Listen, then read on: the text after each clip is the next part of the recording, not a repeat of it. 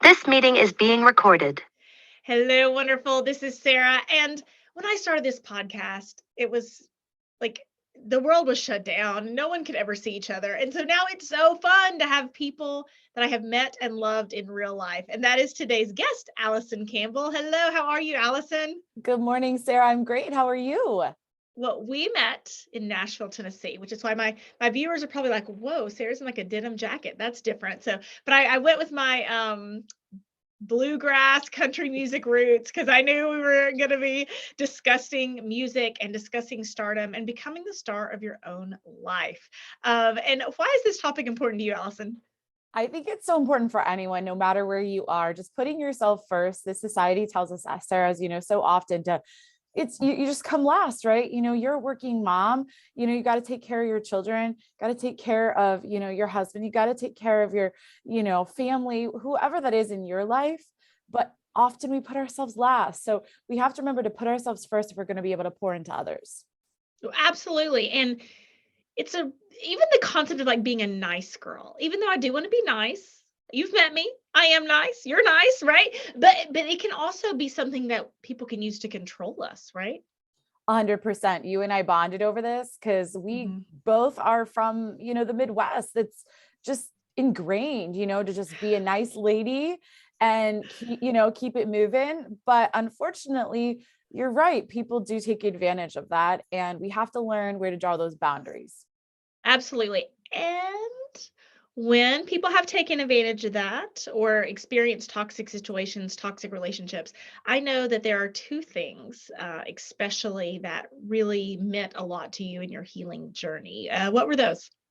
Well, writing. And that included writing music as well as literally getting a piece of paper out, a journal, writing for days, Sarah, days and days and days after healing from some toxic relationships. That is what definitely brought me out of where I was in a really bad place. And it really helped me find freedom. And writing, after a toxic relationship, we can get so stuck in our heads, right? It's like, did this happen? Did it not happen? Did it happen like I remember? All those pieces. And getting things on paper can really like, oh, whoa, that really did happen. Oh, it was really bad this time last month. It's not really getting better, or the toxic person isn't changing. Is that kind of what you used it for? Yeah. And I think it's getting out of our heads, Sarah. There's research and I don't have all the stats today, but you can look it up and you can see literally putting those thoughts on paper and getting out of your head for so many reasons. It has so many healing qualities, writing. So that's getting out of our own heads, which is that internal chatterbox that, like you said, is going to tell us lots of things that are untrue as well. Right. Lots of overanalyzation, lots of things that you're not good enough, all of these things, right? That help us really kind of change the narrative, not in a good way often, because we're inside that internal chatterbox that says, you're not good enough or whatever it is, right? And so often we need to learn to turn those thoughts off and putting them on paper, whether you read them again, whether you put it in the fireplace and you burn it, whatever it is, I think is really important. Maybe you revisit that someday for a book, right, Sarah? I mean, there's so many healing qualities to literally sitting down and writing. And I encourage everyone to do this, every day, if you can, even if it's 5 minutes. Gratitude journals, you've probably heard about that. Just even thinking about, I know we heard from some speakers at the summit we met at, Sarah, that said she gets out, she's one of the top executives, and she literally just 5 minutes in the morning, 3 things she's grateful for from the last 24 hours. We're not talking like big picture, pie in the sky, all these things, because it's day to day, but literally it changes your train of thought into a positive one to think about what you are grateful for instead of remaining in that negative space. Well, I know one of the things that we're both grateful for is the influence of music in our lives. Also, one of the things that we connected on as we met in Music City. So Yes, ma'am. perfect example. Yeah. So why don't you, I know a lot of our listeners are very artistic and musical and have some sort of background in that as well. So what has music meant to you as far as healing? Yeah, I mean, I'm so excited that we're chatting today, Sarah. I'm glad we get to talk about music. I'm so glad so many of your listeners are connected to music as well. music started for me at a young age and has meant so much. I grew up, in children's choruses. I grew up actually auditioning from a very young age. So having to get that sense of acceptance or rejection. And I was fortunate to train under some of the best mentors, not only in music, but as well as I was developing as a child, which was a blessing, having music in my life for structure, for practice. I relate a story to you that one of my impact moments was when my own grandmother, kicked me out of her piano studio in second grade because she said, "You're not practicing enough, Alyson." And I would remember my mom would set the timer, by the piano, and, you were a piano major, so you get this. You're like, Yes. practice, practice, practice. And, at times you're just so burnt out, even though you love doing it. You're just like, really, do I have to, And so that moment taught me, not that my grandma was mean, but that she's grandma, this relationship this way isn't going to work, because she knew she would also be too soft on me, and she knew what I needed to go to the next level. So she sent me to a piano teacher. That changed my trajectory as well in music. And, I learned from some of the best, and I got to really hone those skills. And then throughout life, I found musical theater. So we talked about really like finding your own stardom, right? And finding your own, like stepping into your true self. That really was musical theater for me, Sarah. Those moments in, I would say, 8th grade is when I really found musical theater. It started in children's choirs, but musical theater really brought me out of my shell. It was actually kind of a shyer child. It's just hard for people to believe now, but I was an only child. I grew up, I had to make friends. I didn't have siblings to, fall back on or like make introductions. I literally was out there just trying to make friends, and musical theater brought out this new voice in me. It's like, wow, here's some other dynamic people. Here's a way I can use my voice and make people happy and inspire people, which brings us to the current day, Sarah, which is exactly what I'm about. I want to light up every room I walk into with my music. I want to inspire as many people as I possibly can and leave that legacy, because that's what God's put me on the earth to do. Within my work, I use a point about being the main event of your own life. And I have a very significant background in musical theater as well. I know we just have so much in common, but within that process, right, it's like, man, like I want to be my own leading lady. I don't want to be the extra in someone's life. I don't want to just be the support staff for someone else to be the star, and not in a narcissistic way. I think everyone should be the star in their own life. We have different roles, we have different purposes. But when I ask women like, "Oh, what's your purpose here?" And it's like, well, what they don't say is, I'm afraid to put myself out there, so I only try out for supporting roles. Even the supporting role of mother, the supporting role of accomplice to a toxic person, or wife to a toxic person, daughter, whatever that is. I know CL Jackson Crystal talked about, she's like, oh, at the summit that we were at, she was like, oh my gosh, all these people were talking about how good I was at my job. And I never saw it. I never put myself out there, right? And so whatever the circumstance is, I think we all have a right to be the leading lady in our own life. Not only a right, I love what you said, and I love your analogy, Sarah, because I think that puts it into perspective, whether you're a musical person or not. It kind of gives you the characters in our own lives, right? That's awesome. But it's not only the right, it's you deserve to be here. You deserve to be the star of your own life.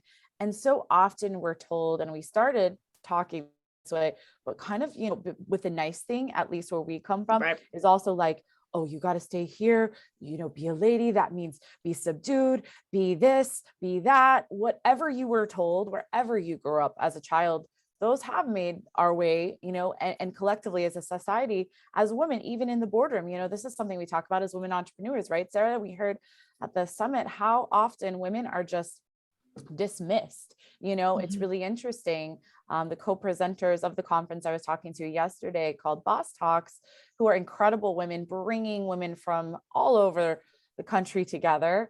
They were getting laughed at by male colleagues when they would present these, opportunities, and when they were building the network. And I remember one of the co-founders, Wendy, saying to me, I was in law, and I remember somebody doing this to me. And she said, that was the moment she said, this has to stop, and so I think we all have those moments where we've been made to feel whether, we have to mind our P's and Q's like this and just be in the corner, or be dismissed or, be laughed at because, whether it's our hair color or how we look or what our voice is or whatever, right? I mean, we've all had these moments.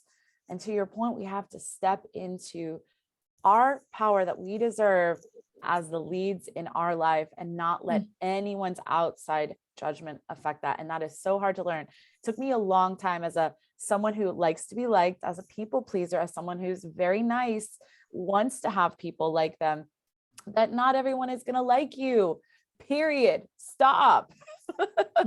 Well, my husband, I've been working on an article on perfectionism today for Authority magazine. And I was talking to my husband about perfectionism and that type of thing. And he said, LeBron James is the best basketball player in the world. But every time he plays, someone says something bad about his playing, like every single time, but if he decided, I'm not a huge basketball fan, but if he decided not to play basketball because every time he plays, someone's going to criticize him, gosh, we would not move forward as a society if that's the path everyone chose. I speaking of LeBron, I don't know if everyone's seen The Shop on HBO. It's an incredible series, but he has these barbershop talks with all kinds of celebrities, influencers who've made it, from music to other sports. And they talk about this exact thing you're saying. So even at the top performing levels, there's critics.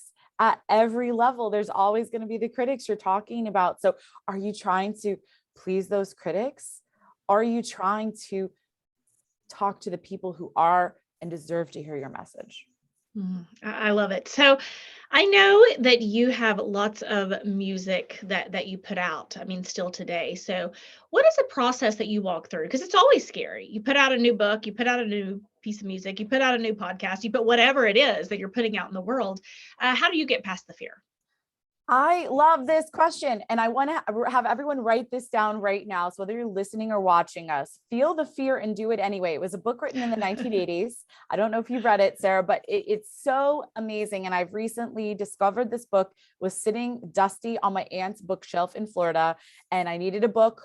And I was like, I always love the self-help books anyway, but it is exactly that. Guess what? You can either always be in a place of fear, or you can be in a place of action.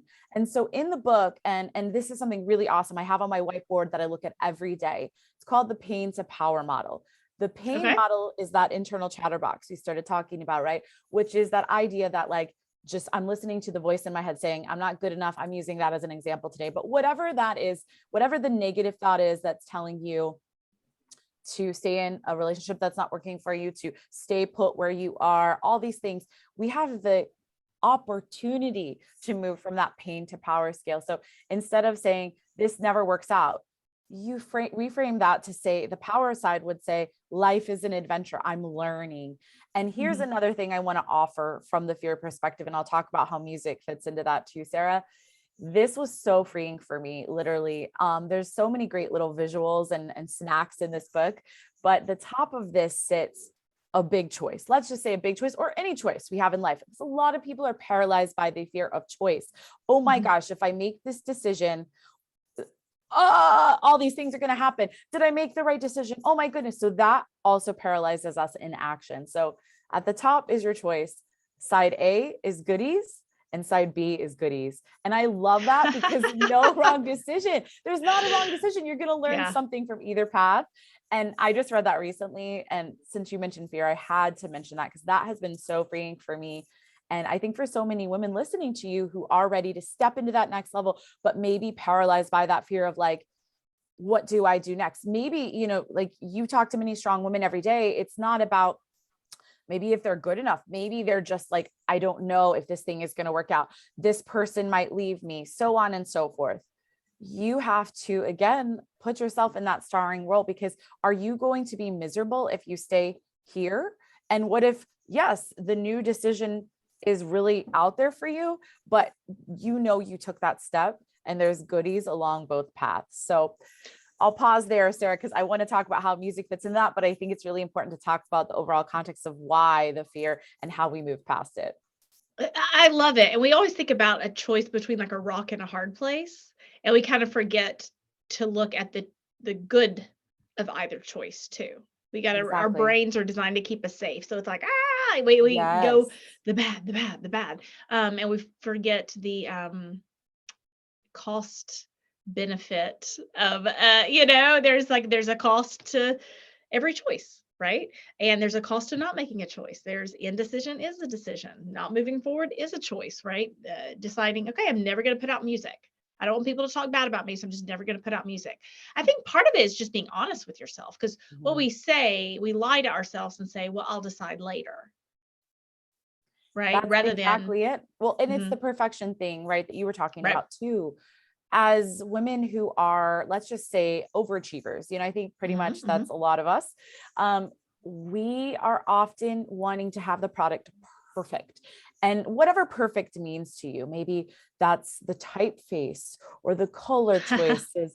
I mean, it could go Yes. down to that, right? We all know, oh Yep. my gosh, is this going to turn someone off? Is this word going to, and there goes the chatterbox again. So there sits the inaction. So my old CEO at an ad agency I worked at, and our creative director would always say the perfection paralysis, because Right. I'm telling you, if you guys have ever, anyway, it's a really cool case study when you think about it. But in an advertising agency, there's all these creatives. That's all they do all day. They create, they create, they create, they make storyboard after storyboard after storyboard, Sarah. They have to rewrite the copy. So you could literally look at so many things on the wall and like put so many new things on the wall that you are literally stuck in perfection paralysis and you Right. cannot make a decision. And that I think it is a fear, right? A fear of like, oh my gosh, this isn't going to land right, or whatever it is. And so we just have to move past that and know being in action is going to create results. They may Hmm. not, again, I want to caution, it's not going to happen, maybe overnight. There are a lot of, we talked about this on our call yesterday, Sarah. It's time. You have to give yourself time too. So have realistic expectations, but get in action, and maybe that means calling a friend saying, hey, I really want your thoughts on this, but you know what, regardless, I'm going to move forward. I need a final set of eyes on this, but I know this is my X date to move forward. Everybody's works a little bit differently, but I think putting it in the context of this will touch people. And if I'm not putting out my product, then I am depriving people from being able to hear, see, feel, do, all of these things that is my mission. That is my legacy. Now, I know you have a new product and a part of your legacy. There's a phrase with toxic relationships, and people will say, don't be a doormat. And I know that you have created some work around that. Yes. I didn't know where you're going with the fill in the blank. So I love it. Yes. So I'm launching a new country EP. It's called Who Says Mondays Are Bad? And it was written literally on a Monday because I also want to change how we perceive Mondays. And so everything kind of ties into that. But it's our lead single. It's called Doormat, and it's all about not getting walked on. So the writing prompt that inspired the song for me in this really cool book, by the way, songwriters out there, definitely pick it up. It's called How to Write a Song, Jeff Tweedy from Weezer. It's amazing.